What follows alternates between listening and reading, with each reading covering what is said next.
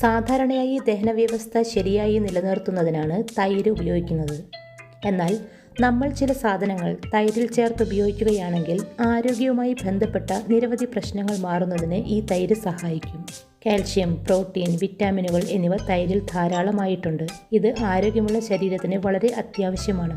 Lactose, ഇരുമ്പ്, phosphorus എന്നിവയും തൈരിൽ കാണപ്പെടുന്നത് കൊണ്ട് തൈരിനെ സൂപ്പർ ഫുഡ് എന്നാണ് പറയുന്നത്. ഹെൽത്തി ഇൻഫർമേഷനും ഹെൽത്തി റെസിപ്പികൾക്കുമായി ചാനൽ സബ്സ്ക്രൈബ് ചെയ്യാത്തവർ സബ്സ്ക്രൈബ് ചെയ്യണേ.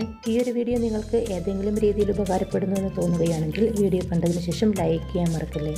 മലബന്ധം എന്ന പ്രശ്നം നിങ്ങൾക്കുണ്ടെങ്കിൽ കുരുമുളക് തൈരിൽ ചേർത്ത് കഴിക്കാവുന്നതാണ്. തൈരിൽ അടങ്ങിയിരിക്കുന്ന പ്രോബയോട്ടിക് ബാക്ടീരിയയും കുരുമുളകിൽ അടങ്ങിയിരിക്കുന്ന പെപ്പറിനും മലബന്ധം ഒഴിവാക്കാൻ സഹായിക്കുന്നു. വണ്ണം കുറയ്ക്കാൻ ആഗ്രഹിക്കുന്നുവെങ്കിൽ തൈരിൽ ജീരകം ചേർത്ത് കഴിക്കുക. ജീരകം വറുത്ത് പൊടിച്ചതിന് ശേഷം തൈരിൽ ചേർത്ത് ദിവസവും 1 ഗ്ലാസ് കുടിക്കുക.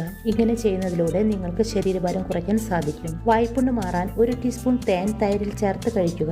തേനിന് ആന്റി ബാക്ടീരിയൽ ഗുണങ്ങളുണ്ട്. ഇത് മുറിവുണക്കുന്നതിന് സഹായിക്കുന്നു. കൂടാതെ ഇത് ആമാശയത്തെ തണുപ്പിക്കുകയും ചെയ്യുന്നു. ഇനി പല്ലുവേദനയുണ്ടെങ്കിൽ തൈരും അയമോദകവും ചേർത്ത് കഴിക്കുക. ഇത് പല്ലുവേദന അകറ്റാൻ സഹായിക്കുന്നു. പല്ലുവേദനയ്ക്കും വായ്പുണ്ണ് മാറുന്നതിനും വണ്ണം കുറയ്ക്കുന്നതിനും മലബന്ധം ഒഴിവാക്കുന്നതിനുമൊക്കെ തൈര് ഈ രീതിയിൽ കഴിക്കാവുന്നതാണ്. തൈരിൽ ചില ഇൻഗ്രീഡിയൻസ് കൂടെ ചേർക്കുകയാണെങ്കിൽ തൈര് നല്ലൊരു ഔഷധം കൂടിയാണ്. അപ്പോൾ ഫ്രണ്ട്സ്, ഈ ഒരു വീഡിയോ നിങ്ങൾക്ക് ഉപകാരപ്പെടുമെന്ന് വിശ്വസിക്കുന്നു. ചാനൽ സബ്സ്ക്രൈബ് ചെയ്യാത്തവർ സബ്സ്ക്രൈബ് ചെയ്യണേ. വീഡിയോ കണ്ടതിന് ശേഷം ലൈക്ക് ചെയ്യാൻ മറക്കല്ലേ. നിങ്ങളുടെ അഭിപ്രായങ്ങളും നിർദ്ദേശങ്ങളും കമന്റിലൂടെ അറിയിക്കാവുന്നതാണ്. താങ്ക് യു ഫോർ വാച്ചിങ് സിനീസ് കിച്ചൺ മെമ്മറീസ്.